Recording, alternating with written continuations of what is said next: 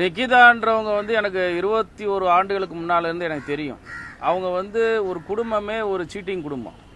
அந்த குடும்பம் வந்து திருமண மோசடி பண்ணி ஒரு 3 நாள் கல்யாணம் பண்ணி அவங்க யாரு கூடயும் வாழல, ஒரே நாளில் ஓடி போனவங்க.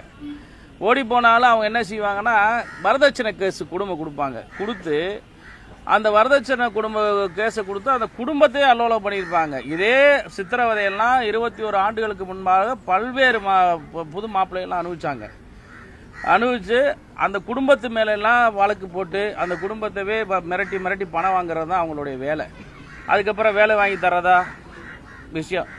நான் என்ன சொல்கிறேன்னா, ஒரு அஜித்குமாரை கூப்பிட்டு விசாரிக்கிறவங்க ஃபர்ஸ்ட் அவனுக்கு ப்ரீவியஸ் கேஸ் இருக்கான்னு பார்க்கணும், முன்னால் இவனுக்கு வழக்கு இருக்கான்னு பார்க்கணும்.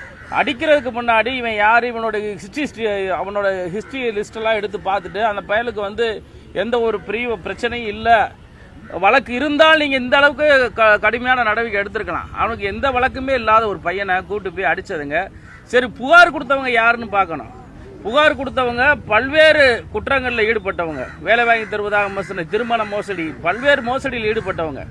அதனால் வந்து அவங்களெல்லாம் வந்து ஆய்வு செய்யாமல் இந்த பயலுக்கு வந்து அடித்து சித்திரவதை உயிர் போனதுக்கு வந்து அரசாங்கம் முழு பொறுப்பேற்கணும். கவர்மெண்ட் தான்